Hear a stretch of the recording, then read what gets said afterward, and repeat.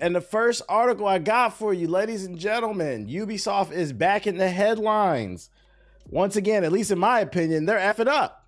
According to this headline, you'll need a Visa card to grab the latest Ubisoft DLC.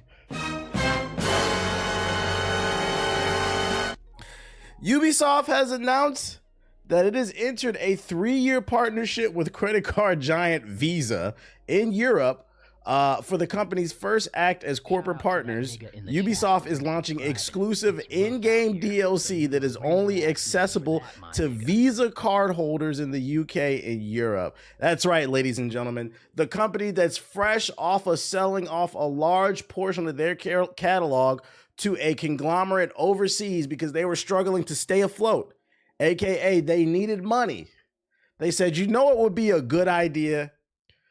Let's make it harder for people to purchase our games.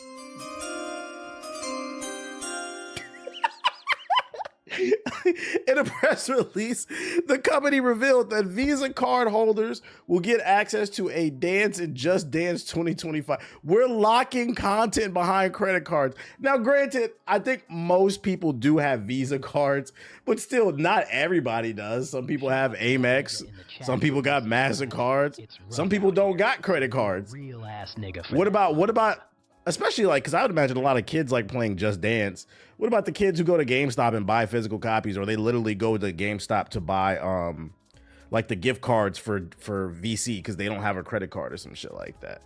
They're not gonna be able to access the content. This dance is inspired by Kiki Nazareth, a Visa-sponsored soccer player for Barcelona and the Portuguese national team. Wow. This effort is just the first of what the company describes as a series of co-branded marketing promotions throughout Ubisoft's catalog of games. They also stated that select Visa card holders in Europe and the UK can expect Ubisoft Plus promotions, game codes, and other exclusives. For resubscribing.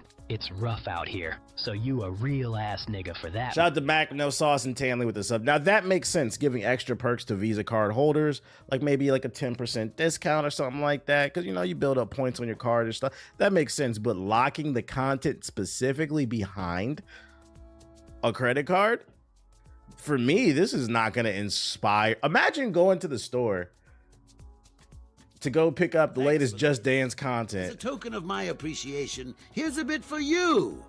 If you're a person of color and voted for Trump, that's like chickens being for KFC. Yo, shout out to Jiggle Them Balls with the bits.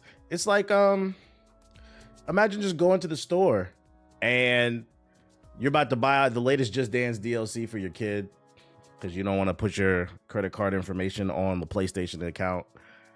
And they're like, oh, you pull out an Amex card. You got a black Amex card, by the way.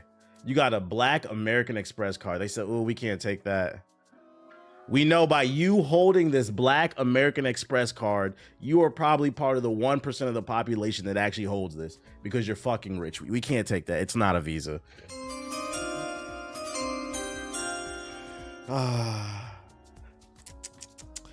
The partnership comes in the wake of a turbulent year for Ubisoft. The video game publisher has gone through several rounds of layoffs and budget contractions, and some of it, yeah, we get it, struggle. It starts with Just Dance, but you already know if this is successful, which I know maybe nobody in this stream plays Just Dance. It is a very popular franchise. It's a reason they make them every year.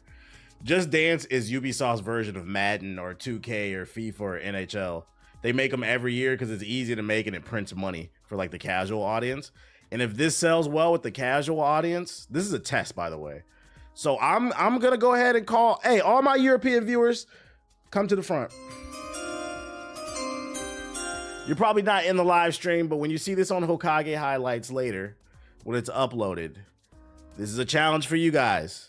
Do not accept this shit. Appreciate because what you do is probably going to affect the rest of us. If the European audience starts to buy this shit, I can see a world where Assassin's Creed and Far Cry and all their other heavy hitters, like a game like Rainbow Six, full of skins where people are making constant purchases. I can see a world where Rainbow Six comes out and they're like, all right, from now on, if you want the latest skins and DLC packs, you're gonna need a Visa card. Fuck your Amex, fuck your MasterCard, fuck your debit card.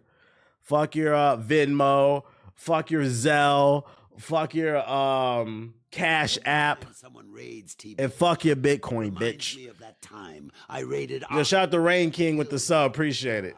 Just for fun. I do this all the time on the stream. I try to tell people, I try to warn, don't fall. Yeah, fuck your PayPal. I try to warn you. Do not participate. All my bruvs in Tottenham and Birmingham. All my Central C Juniors. The niggas who swore they invented Nike Techs. When really y'all just got the internet, so you think you did. South London, don't fuck it up. That's what I'm gonna say. All the bruvs, don't fuck it up. NFTs failed, so this is next. Right. I just think I find it fucking fascinating that that they're failing and they continue to do this. I also find it fascinating. I forgot to tell y'all guys. I'm starting South of Midnight tonight.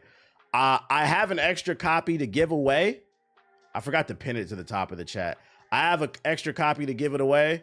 So I'm doing a giveaway for it. If you want to enter, all you gotta do is follow me on Instagram. This contest ends next Tuesday. Today is Tuesday the 13th, so it ends next Tuesday. So if you want to enter it, I'm gonna drop a link in the chat. If you're watching on Hokage highlights, it'll be in the description box. If you're watching on YouTube, it should be in the description box. Let's see, enter giveaway. Put it in the chat. Let's see, manually. And I might have an extra code for Doom next week. If I get an extra code, next week I'll give away Doom. I might. I'll see. So if you ain't got Game Pass and you want to try the game out, it's right there. If you're watching on YouTube, it's in the description box. All you gotta do is follow me on Instagram. Hit that page right there. All right, back to what I was talking about though. Yo, shout out to Ambu. You got the PS4 edition. It's rough out here, so you a real ass nigga for that, my nigga. All PS4 niggas be quiet. Marvel Rivals is bringing back old Battle Pass content, but the price is going up. That's right, ladies and gentlemen. You remember that Battle Pass you bought last season for $5? For your best friend, it might cost more. Later this week, Marvel Rivals developers NetEase will bring back the free-to-play online shooter's very first cosmetic battle pass. However, if you didn't buy it in the first time around, you're now going to have to pay a higher price. And the developer confirmed this is how it will work moving forward for all returning passes. You said digital tariffs? No, I think they see their player base dwindling and they're just trying to find a way to make some extra money. You didn't hear that from me though. Since it launched last year, Marvel Rivals has been a massive hit across console and PC.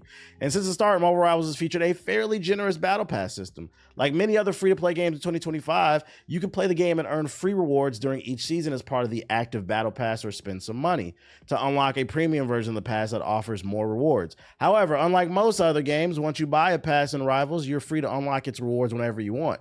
But each pass is only available for a certain amount of time, and if you don't buy it during that window, then you can't go back and get it, which kind of makes people want to buy the pass. Because you know you're going to be able to get a skin that nobody else is going to be able to get. And I like the idea that they allowed people to basically fill out the battle pass at their own pace. But if they're going to constantly cycle battle passes back in, I wonder if this could potentially hurt the sales. Not in the long run, like up front at least. Like maybe people are a little bit more 50-50 about buy. It's going to eliminate, I'm not saying this is bad. I'm just going to, it might eliminate the whole FOMO trigger. Because people are like, they're going to bring the battle pass back. I don't really have the money for it now. Maybe I'll get it in a month or two or whatever. They feel invincible now. What? Playing my first playthrough of Mass Effect, had to shoot it. Recheck the official dev note to reconfirm if it's an increase or a decrease. You got the notes to that? Let's see. Marvel. Why would you say that? Why would they lie? You saying Kotaku's a liar? Let's see, patch notes. Leaks are saying Activision is locking certain modes behind the battle pass. They came out and said that wasn't true. Let's see, there's Dual Shockers. What are they referencing? Do you have the actual article? Because nobody's linking it. Check their Twitter page for the link. Shout out to Spinks with the sub, appreciate it. There's only one ideology I resubscribe to, and that's Sonic's BBC. Oh, they got a new Namor skin. They made this nigga black. Not only did they give him a fade, but they made his skin darker. They know what they're doing.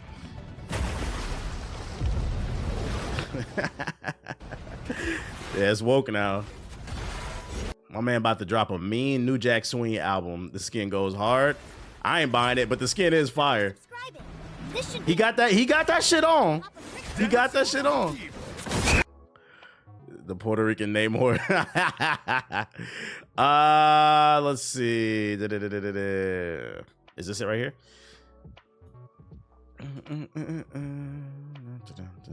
All right, where's once you purchase the battle pass concerning the return of the details and pledge moving forward, the return, so the battle pass will be a special limited time price of $590. There are no free. How much does the that is more, because wasn't it $500, I believe? The Namor from Atlantis, not Atlanta. The Atlanta Namor. I believe that is more, because I believe it was, yeah, so it's 90 more. It's not a crazy increase, but be aware it is there. So it's going to take away from the scarcity and like the rarity of the skins. So I wonder if this is going to affect their long term, because like some people will be like, they're going to cycle it back. I don't want to buy it right now. But yeah, just be aware if you want to buy it when it comes back, it is going to cost a little bit more, but they are going to have the option. I wonder how often they're going to cycle these out. I can see a world where it pisses off the community if like all the rare skins are just constantly available. Did you see the new Doom game? Only has 85 megabytes on the disc. Are you trying to say you're shocked that you had to download a game? Where you been at, bro? Where you been at? That's a lot of modern games now. That's what makes the Switch 2 so anti-consumer, bro. You can go back to the BP right now if you bought BP during the season. So I don't know the BP or the Battle Pass. Not bad. Good day, my fellow blacks and people of color. What up, Loudy? What up? What up? What up? What up? We got some other Switch news. Namor from Washington Heights. Best Buy confirms that select stores, keyword is select, meaning not all, stores will have Switch 2 stock on release nights. Demand for the Switch 2 is sky high, and Nintendo's doing its best to play catch up. People tried their best to pre-order the Switch 2 online, but several websites would not keep up with the demand, resulting in a frustrating experience. I remember back in the day. Yeah, let's get to the news. Appreciate the bits, my nigga. I'm gonna use every bit of this money to invest in Bitcoin. Eventually, one of these hoes will be bit by hedgehog fever and attempt. Yo, shout out to Iron Man with the bits. And I appreciate the words too. You've been rocking with me since then. Welcome to the stream. And shout out to Neek with the sub as well. In today's era of gaming, yeah, who cares? For the unlucky gamers who haven't been able to pick up a Nintendo Switch 2 pre-order, you can test your luck at participating Best Buy locations. An email from the retailer says that they will have a limited inventory of the Nintendo Switch 2 systems, games, and accessories. It's unclear if they will have both Nintendo Switch SKUs available. Regardless, it's nice to know. So where's the list at? Like, how do you know what? I feel like I'd imagine this is only going to be major cities. I would not expect this to come to bumfuck Georgia. Best Buy came in clutch. It's going to be a limited supply. I wouldn't get your hopes up. And like I said, I'm pretty sure this is only going to be major cities.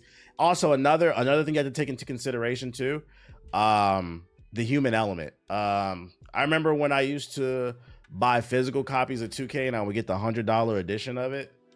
Like 3 years in a row, UPS stole my shit. Like they knew what day that shit came out.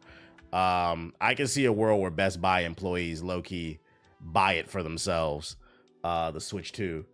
And then you show up in person to get a stock and thinking it's in stock because the website says it. And they're like, oh, we just sold out. Like the employee is technically going to have first dibs because if the store opens at 9 a.m., and they're there at 7 a.m., trust and believe at 8:59 a.m., soon as it hits 9 o'clock on the dot, that damn scanner gun gonna hit the Switch 2. Oh, guys, we're all sold out.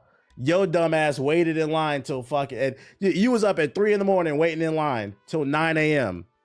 The employee stole it from you. Now you're sitting there like... Yeah, they got the... And then they got the employee discount. So I don't know. Yeah, setting up a tent. You didn't wash your ass. I wouldn't trust this. I wouldn't trust this. Well, physical gaming is dead across all platforms if this is going to be the norm. Unfortunately, and it's crazy too because I feel like physical media has made a strong comeback. People want to own the things, but I feel like unfortunately we've succumbed to the idea of we were so enamored by the convenience of digital products. We didn't see what they were doing behind closed doors. The long-term goal was always to make sure that we didn't own anything, but a lot of us couldn't see it until it's too late. That's why I say support physical media where you can. Button made me drop my phone. Let me know when the Switch 2 OLED edition comes out. I don't care when I get one at this point. It's like, whatever, dude. In non-shocking news, former Call of Duty developer thinks that the franchise has ran out of ideas. Wow. Do you feel like the Call of Duty franchise has gotten stale? If so, you're not the only one, as even the developers who work on it feel the same. Chance Glasgow, one of the original members of Infinity Ward, shared details on his experience as one of the developers who left the Medal of Honor franchise to work on Call of Duty. Glasgow also talks about what he thinks about the Call of Duty franchise right now. The game, The Precinct, is a sleeper hit right now. The Precinct? What is that? Is that you play as a cop? I'm not playing no games about cops. Glasgow commented on the shift of development from Medal of Honor for Electronic Arts to Activision for Call of Duty and gave them the freedom to do things EA wouldn't allow. Glasgow shared, "We knew we could make a really good game. Activision gave us the freedom to do things we couldn't on Medal of Honor, but it was still a new franchise. After we shipped the game, people would ask what I did, and I said I made video games. They'd ask which one, and I'd said Call of Duty, and they'd be like, what's that? It didn't have a big spike in sales right away. It just climbed gradually as the word got out. Multiplayer really hooked people, and over time it became huge. I wouldn't say it peaked at Modern Warfare 2, but that was probably the best game we ever made." Nah, I feel like people forget that era when Call of Duty was actually a really niche thing. Now I can afford a twist for my life. Call of Duty went mainstream with the original Modern Warfare. Imagine being a dev actively working on a game and you're like, man, this shit sucks. I say that all the time. Like, these suits want you to pump out the same thing over and over when you have these artists, these genius artists that want to create really dope shit. And a perfect example, but they can't because the publisher is funding the game and they say you need to make X, Y, and Z because we think we know what's best. It's like somebody who uses AI art trying to tell an artist how to fucking draw a comic book or a manga or whatever. It's like, it's not the same fucking thing, bro. Like, you don't know what you're talking about. And it's unfortunate because I think the perfect example of this is Expedition 33. Expedition 33's team is a small team of like 33 developers made up of former Ubisoft employees. They were disgruntled with Ubisoft. They didn't like the direction the company was going, so they made their own little small studio. And look what happens when you allow people to make what the fuck they want to make. They make something that they're inspired by and they love. And it turns out to be one of the best games in a long time, apparently. They come into the meeting pulling statistics about what themes appeal to what demographic and what not. And that's just not how art works. You can't be completely number driven on art. Like, a lot of times art is feelings too. And like, it's hard to feel that out for people who don't understand that. When asked by News 9 how he felt seeing the franchise grow, Glasgow didn't hold back and admitted that while he doesn't play a lot of Call of Duty anymore, he does jump into Warzone from time to time. As for the franchise, Glasgow compared it to the Simpsons TV show in the sense that it's been around so long that it feels like it ran out of ideas. That, or like Family Guy. It's almost like the Simpsons. It's been around so long that it feels like they've run out of ideas at times. It kind of has wandered into left field, and I still enjoy playing Warzone. I've spent more time making World War II games than America was actually in World War II. I've been said America has a weird fascination with World War II. I've been said that shit, bro. Let it go, Paw. Let it go. So moving to modern settings felt refreshing. These days, I don't play much outside of Warzone, Glasgow commented. He said that shit is tired. And to be fair, how many shooting games can you make in the realm of Call of Duty? I feel like the best case scenario for Activision is they need to give it a rest. Activate some of their dormant IPs, and then also give their developer, like, when's the last time we got a new Activision game, like a new IP? Activision, make a new fucking IP. Activate some of those dorm prototype. Are we being for real? When did that come out? Like 2011? Prototype, release date, game, Sekiro? Yeah, but Sekiro, don't do that. Don't do that. Don't do that. When I say Activision, I mean their in-house teams. Prototype might actually be. Sekiro was published by Activision, but that is 100% From Software's idea. That's From Software's baby. They just paid the bill for it. I'm talking about in-house shit that they make, like Tony Hawk or no, they don't. I think they just published Spyro. Crash, Guitar Hero.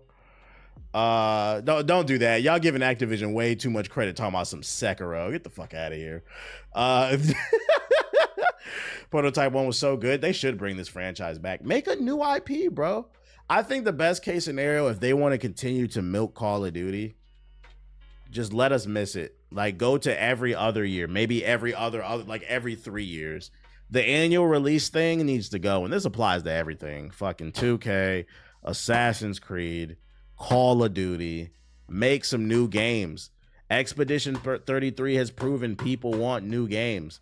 South of Midnight has proven people want new games. Everything don't need to be a goddamn sequel. Transformers and Prototype. Oh, they did publish Transformers. That was a good game. The Spark of Ultron series, or whatever that shit was. War on Cybertron.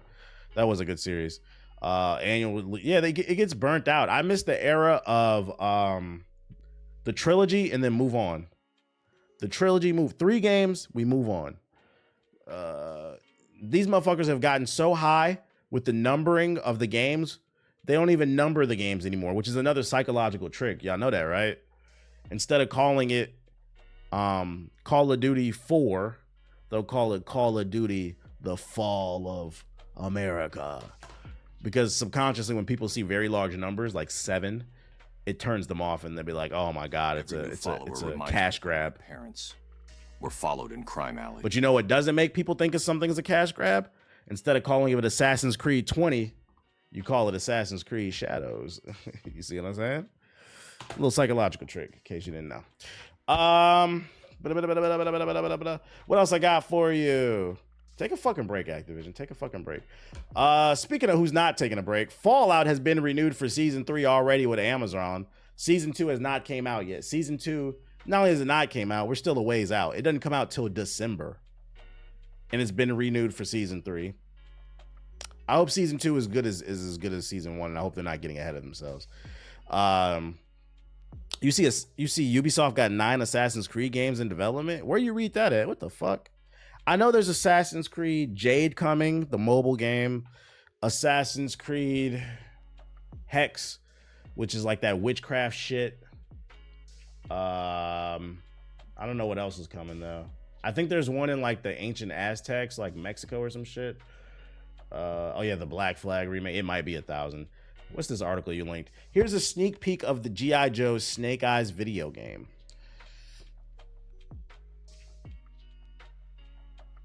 Where's the sneak peek at? The studio has given an update to the game along with a sneak peek of the Snake Eyes character model. We are hard at work on our game centered on Snake Eyes, the legendary ninja commando from G.I. Joe, and we wanted to share a glimpse of the awesome work our team is doing. Here's a peek. What do you want me? Who linked this? What do you want me to do with this? Look at this picture of this nigga's arm. Oh, what the fuck do you want me to do with this shit, bro? Oh shit. I truly believe the majority of new shows shouldn't be more than like 2 seasons. Man, I miss the era when like new sitcoms was coming out all the time. Let's see. What else I got for ya? Oh yeah, so that got renewed for season 3.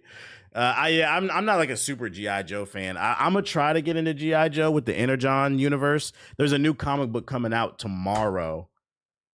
It had a picture of a Transformer and a G.I. Joe on the cover.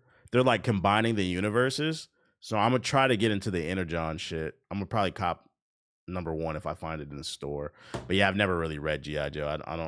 I was never really into G.I. Joe. Was always a meme to me. Like, and knowing is half the battle. G.I. Joe. Where's the G.I. hose? All right, buddy. Caitlin Ritter will officially return as Jessica Jones in Daredevil Born Again Season 2. That's how the movies are going to. You think the movies are going to go to the Energon universe app, so it's actually worth picking up and collecting that shit? The Combine is at the end of the recent Transformed movie. Oh, so they teased it? I didn't watch the last Transformers movie. You talking about the one that everybody said was really good? The animated one, I think. GI was teased. Oh, I gotta watch that shit. Okay, so if I see it in the store tomorrow, I'm gonna pick it up. I'm gonna start collecting that then. Y'all reminded me I need to watch that. I forgot about that fucking movie.